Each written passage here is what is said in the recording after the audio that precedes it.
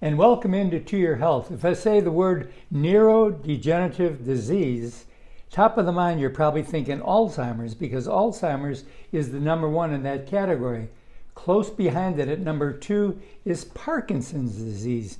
And more people are getting diagnosed with Parkinson's as medicine advances. Today we have with us a young lady with the Parkinson's Association of Alabama, Anna McConnell. Correct. And yes. You are the care navigator for the organization. Yes, we have another care navigator and then someone else who helps us as well. So we have a good team of care navigators ready to help folks. And you're all across the state. Correct. We're statewide. But you're headquartered in Birmingham.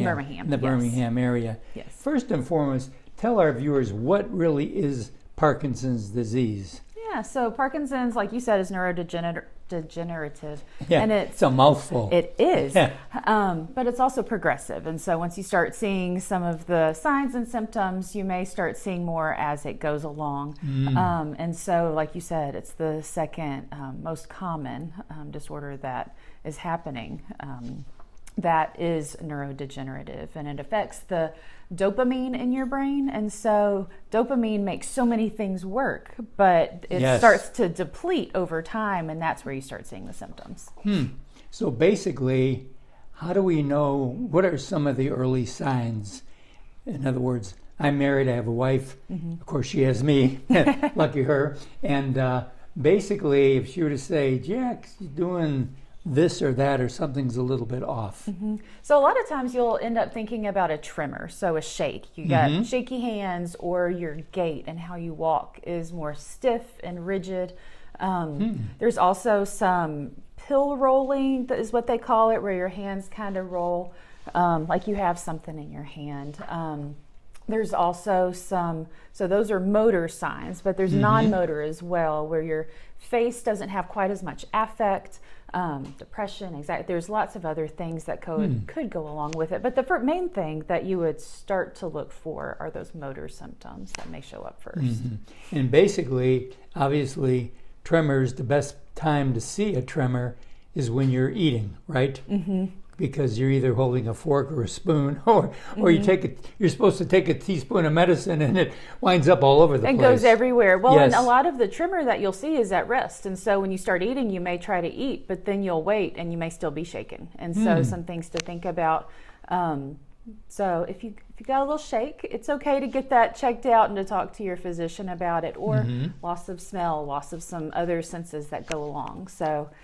And then you mentioned the gait as you're walking. What does that kind of look like? So usually it happens on one side first, and then as the disease progresses, it goes to both sides. But you may just see a little slowness, or it's uneven. So it's not steady, and your arms, when you walk, your arms tend to swing at a normal pace, and that swinging may not happen like it used to. And so you'll see some changes over time, and it happens slowly. And so don't always just say this is just part of life. You didn't wake up this morning and all of a sudden it's happening. Right. It may have happened over time. It's little by little.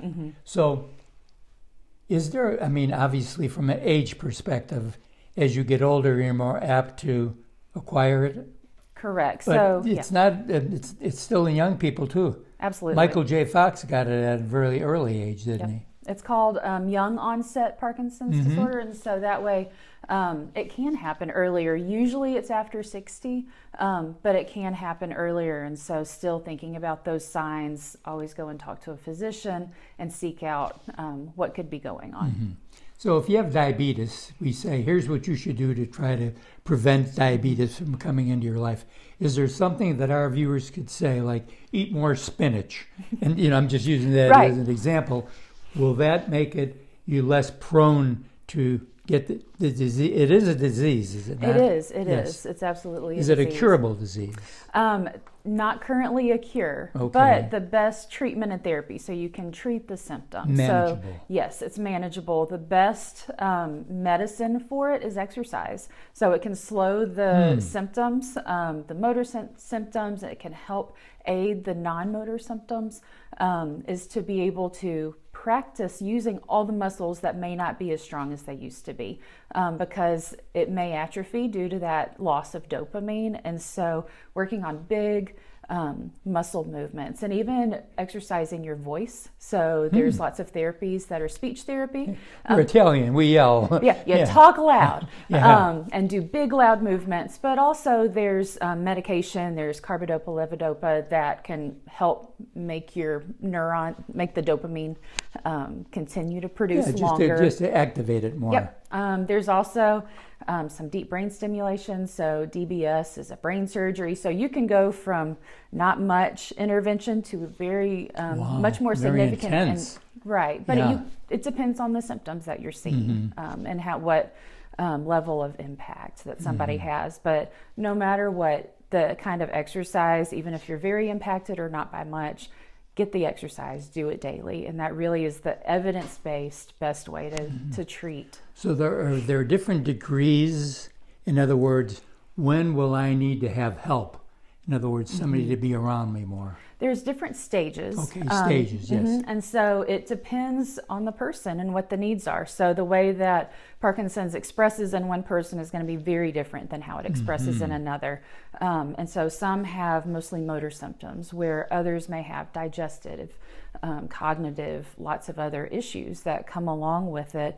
And the kind of help that somebody may need would look different. So if it's just mobility around, there's some ways that you could put some bars in, that you have somebody come and check on. But if there's somebody who can't physically get somewhere or has lots more medical issues, then they would need more assistance. So your association, again, works across the state. Anything we need to know before we let you go?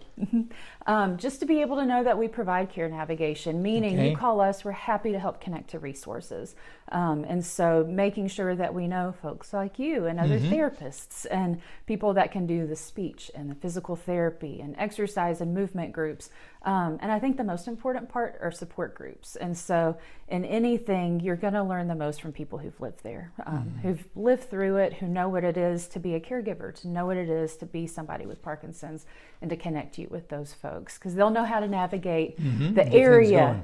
Everywhere in their region. They'll kind of know, I've been here, and here's some things you can think about. It's what it looked like for me. It'll look different for you, but we can help. And so connecting, I think, is the biggest part. Well, Anna, you've been a delight. Remember, it's the Parkinson's Association of Alabama, and we're going to go to their website for more information, and we'll be right back right after this.